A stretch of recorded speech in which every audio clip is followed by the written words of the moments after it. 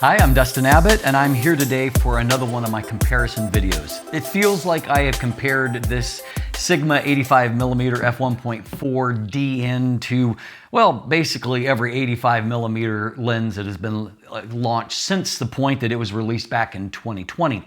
But it kind of remains the overall kind of standard to me in terms of its basic performance. It, I think, is a really great mix between being a premium lens with a high performance, but also having a moderately reasonable price, that will fall anywhere between, $1,000 or a little less up to about $1,200, whereas obviously the top competition from Sony is going to run you more in the $2,000 range. At the same time, however, Siri's new Aurora series of full-frame lenses has kicked off with a very well-received Sirui Aurora 85mm f1.4. And very likely you've seen some very positive reviews of this particular lens from myself and from many other reviewers out there. Now, I will say that probably the most logical comparison in terms of price for the Sirui is going to be the Samyang or Rokinon 85mm f1.4 Series 2 lens. That is just a little bit more expensive. Unfortunately, I don't have that lens and I don't have access to it, whereas I do own the Sigma lens. And so while this isn't maybe the most apples to apples comparison, it's what I have. And it will show you how that it stands up against a very well-established benchmark at this point. And should I ever get an opportunity to compare the Samyang with it in the future, and I have time, I might do that as well. But anyway, today you get what I have. And so we're going to dive in and look at some comparisons in terms of similarities. We're also going to take a look at, reasons to choose one lens over the other, and I'll give you a conclusion there at the end. Now, if you want a deep dive into the optical performance between the two, I'll also do that at the very end of the video.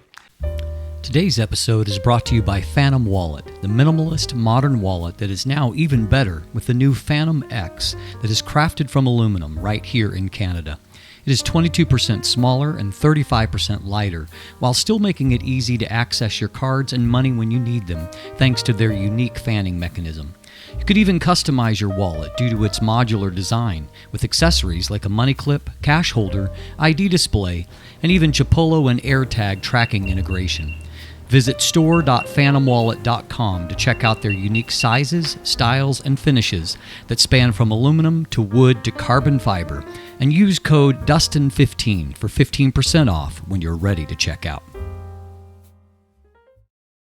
Let's start, however, by taking a look at what is similar between these two lenses. Obviously, they share the identical focal length and maximum aperture value, 85mm f1.4.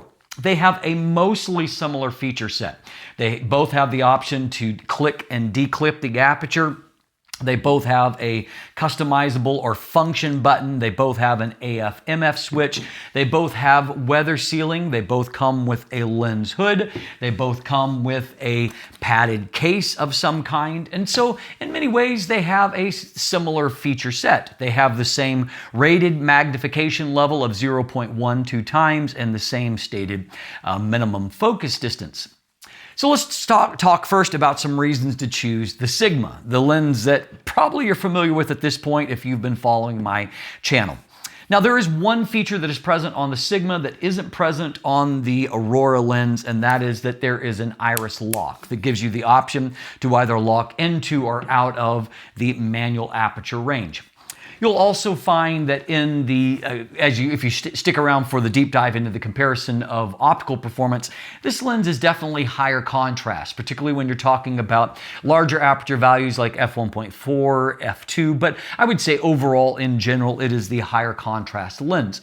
It is also the sharper of the two. It's more consistently sharp across the frame, and I would say that that's true even when stopped down. I would say it's also sharper when it comes to its performance at varying focus distances. I found that the Aurora lens is definitely optimized for the portrait range, and it's quite good there. It's not as good close up. It's not as good at infinity, whereas the Sigma delivers a good consistent performance at all tested focus distances. Another advantage for the the Sigma lens is that when it comes to stills, at least you do have faster autofocus. It's not by any kind of large margin, but it will focus just a little bit quicker and a little bit more confidently. They both have STM style focus motors, but Sigma's been doing this a little bit longer and it shows a little bit more in the performance. The Sigma also has better up-close performance. And so while they're rated for the same focus distance, what I found is that the Sigma at close focuses distance, it actually frames a little bit tighter. And I would say that even at medium focus distances, it frames a little bit tighter. I suspect the Sigma might be a little bit more like 86 millimeters, for example, whereas the Aurora is probably pretty close to 85 millimeters. So that means that it does, even though they can focus the same minimum distance, that extra little bit maybe of focal length means that the magnification is a little bit higher from the Sigma lens, and also definitely the contrast and the detail up close favors the Sigma. The Aurora, as mentioned before, it's kind of optimized for a certain range, and so that's not necessarily the place where it is particularly strong. I also feel like the Sigma has richer color. The Aurora has an interesting look, and I'll get to that when I cover some strengths for it. But I would say as far as the overall richness of color and thus the look of images, I personally favor what the Sigma can do. The Sigma also has slightly less fringing. Neither of these are bad, but the Sigma is a little bit better. I also found in the overall sharpness comparison that I felt like the Sigma was a little bit better centered than what my copy of the Aurora was. The Aurora seems to be quite good on the right side and not as good on the left side, whereas the Sigma results are very consistent across the frame. And I will note with the Sigma, that's after 4 years of fairly routine use, and so it has kept its centering up over that time. So I would say that the Sigma is the winner if you're looking for a higher contrast, more deeply saturated, kind of a typical premium look. And you're less interested in a more of a cinematic look, which is what I think the Aurora provides, which we'll get to now. So reasons to choose the Sirui Aurora instead. Well, the first of all of those is price. If you're just looking at the MSRP on the Aurora is $599 US. The Sigma is $1,199 US. Now, the current price, and it's the holiday season, and so Aurora has started, or Sirui started off with the Aurora lens with kind of a early bird discount where you can get it $100 off at $499. Right now, the Sigma is also discounted for the holidays for $949, so $250 off. And so, there's a big difference at MSRP, and there's a difference even when the two lenses are on sale. The weight advantage also favors the Sirui lens. The Sigma lens is 625 grams, whereas the Sirui is 540 grams. Sirui also has more aperture blades. It's got 15 rounded blades compared to 11 rounded blades. If you're looking to filter share and you have the very, very common, I would say most common filter thread of 67 millimeters, obviously almost all the Tamron lenses have that, and a wide variety of lenses do, including some of the G Master F1.4 options. And so if you're looking for a very shareable filter, that 6-7 millimeter front filter thread is on the Aurora lens, whereas the Sigma is a still common but larger 77 millimeter. Surprisingly, I actually found that it was the Sirui that was able to have faster video focus pulls.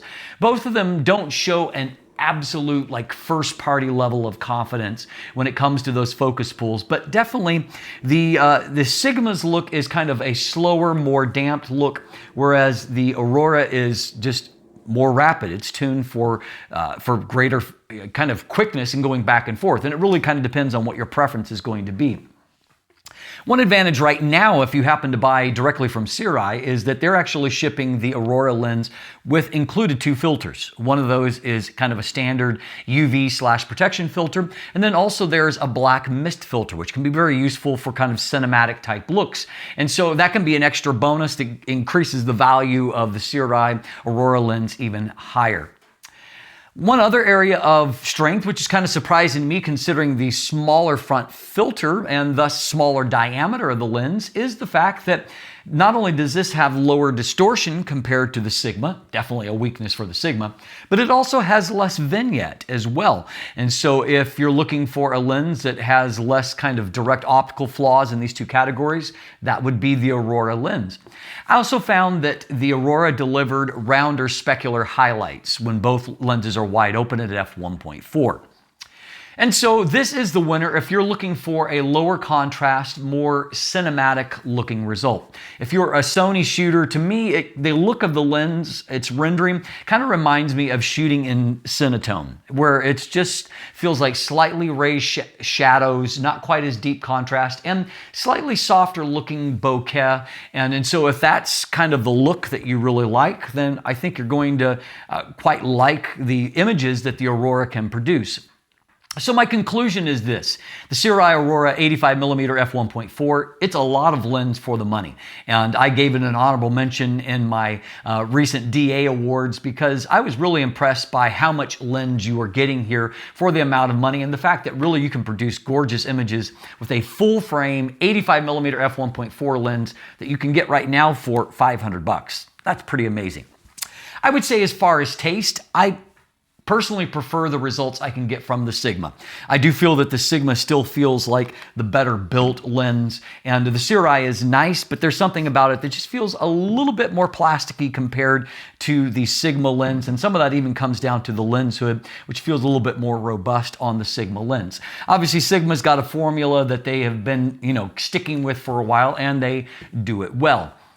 So while I prefer the looks from the Sigma, I think I could live with the Sirui. And if I was on a tighter budget and I had to choose between the two and maybe affording this lens and then another lens as well for the same money, I might be lean towards going that way, particularly if 85mm is not a focal length that you happen to reach for every day.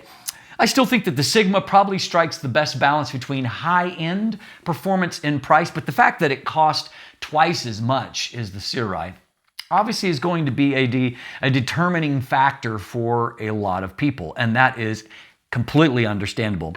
So at the end of the day, as is often the case with modern lenses, is that there's not necessarily an out-and-out obvious winner. It really is what lens suits your needs the best. And if you're still not sure about that, well, there's either linkage to the full text or video reviews of both of these lenses in the description, or you can stay tuned with me right now and we'll look at them head to head in an optical comparison. All right, we're going to start by taking a look at vignette and distortion. Now, for these series of comparisons, I'm going to keep the Sigma on the left, the Sirui on the right. You can see that the Sigma and its long-standing weakness is that it has an unusually high amount of pincushion distortion for an 85mm lens, and it remains, I think, probably the worst that I've seen to this point. So you can see there's a significant amount of pincushion distortion. It requires about a -11 or -12 to correct. Now the Sirui has a similar problem, but not to the same degree, whereas here it's about a -7 to correct, so a significantly less amount.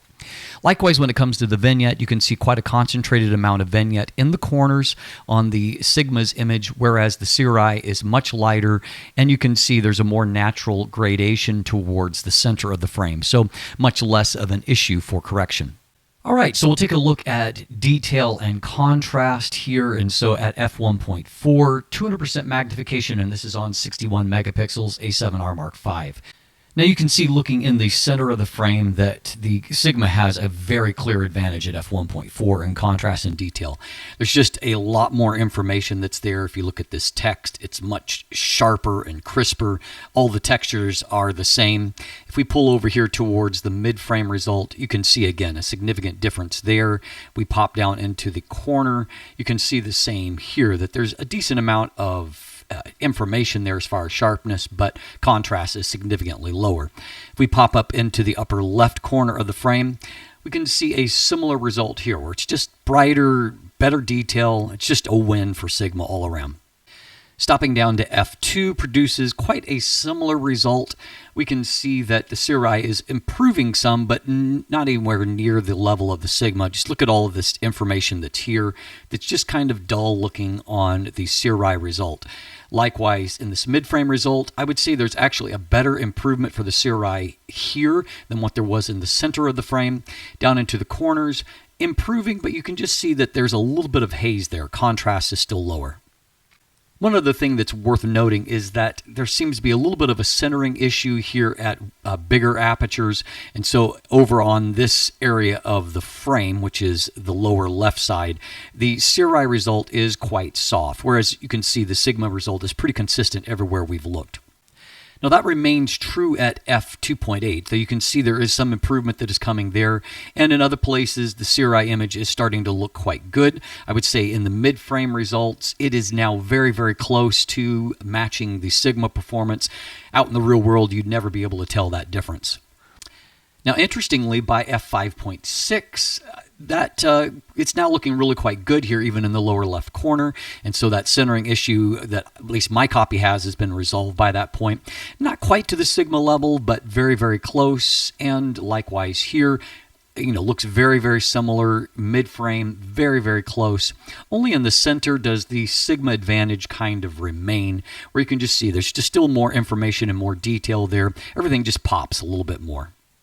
Now on paper, these lenses have the same minimum focus distance and maximum magnification. In reality, that's not actually true. And so I was able to get a higher degree of magnification. As you can see, both of them at minimum focus distance. The Sigma is obviously better than in terms of magnification. But, when it comes to the kind of how the lenses are optimized, the Sigma is consistent at any kind of focus distance. You can see that the Sirui is not, and so the Sigma has a pretty huge advantage there in the center of the frame. Now what's interesting is if you go a little bit further away, the Sirui results start to improve. And so here, yes, I think the Sigma is still sharper, but you can see it's not as noticeably so. It's mostly that there's just more contrast and some of those fine details are just a little better resolved by the Sigma. Another interesting perspective is that here at this focus distance, you can see that the Sigma is quite obviously sharper and higher contrast. And everything looks just kind of a little bit dull on the Sirui by comparison. This is quite a backlit scene, and when it comes to the specular highlights, they're more similar than different, though what I will note is you can see this almost like planetary body type effect, kind of like swirls that will take place sometimes in the bokeh on the Sirui, whereas the Sigma is just more neutral in its effect. Now, if we back up a little bit further, and here again, there's bright sun coming through the frame, so both of them are kind of handling that flare pretty similarly. But if we look here, yes, the Sigma still is slightly sharper and higher contrast, but you can see now that we're more into that optimized zone for the Sirui. It's kind of optimized for portraits, basically. And you can see that the contrast and detail is much more similar in performance. You can also see in the tiny places where there might be a little bit of fringing, really the two lenses are more similar than different. There's just not a significant difference between the two. That's true also here, and you can see that both lenses towards the edge of the frame at f1.4 will start to get that kind of lemon or cat eye type shape, but what you can see is that on the Sirui, it's a little less pronounced. Yes, it's starting to get squeezed, but it's not as significant. It's still a little bit rounder than what we're going to see on the Sigma lens. But interestingly here, while the Sigma has the higher contrast, which has been the case, if we look at the actual fringing between the two lenses, there's really not any kind of difference. They both have almost the identical amount of fringing there, so no real advantage between the two lenses. Now, in a couple of other images here, we're going to look and allow you to kind of evaluate the defocused background. So if we punch in on the actual subject here, you can see that there is some wind for the Sigma. The textures just stand out a little bit more off the page. It's basically what we would expect there from what we've seen. Looking at the overall quality of the background blur, it's really, there's obviously not anything that's truly noticeable between the two. I do slightly favor the warmer look of the Sigma's image, and we'll come back to that color difference in just a moment. Here's a little bit more complicated a scene, and looking at this, I do think that the Sirui has ever so slightly a little bit softer a background. And you can see if you're looking through this zone on the Sigma image, you can definitely see a little bit more of the edges, whereas it just feels a little bit softer here. And definitely there's a difference in the color look. There's definitely a shift towards magenta, I would say, on the Sirui image, whereas on the Sigma image, it's probably tending towards a little bit warmer type colors. That's really noticeable in this comparison here, where you can see how much warmer the Sigma's image looks compared to the Sirui's image, which is a little bit cooler, just kind of a different color palette. Now, here's something interesting. If I apply the same color balance that natively comes for the Sigma to this, and so this is the white balance and then also the tint of the image, you can see that still they don't produce quite the same. There's probably a little bit more greens here in the Sigma's result, whereas there's a little bit more magenta in the result from the Sirui. Obviously a different in optical glass. Now, if I go the other direction and I apply the white balance of the native Sirui image here on the right to the Sigma, we can once again see, there's probably a little bit more greens and a little bit more magentas in the result here. And so the two lenses have different optical glass. Which is superior is really going to come down to your own personal taste. So thanks for sticking around to the very end of the video, and hopefully the deep dive into the optics has helped you to decide which one of these lenses is best for you. As always, thanks for watching. Have a great day, and let the light in.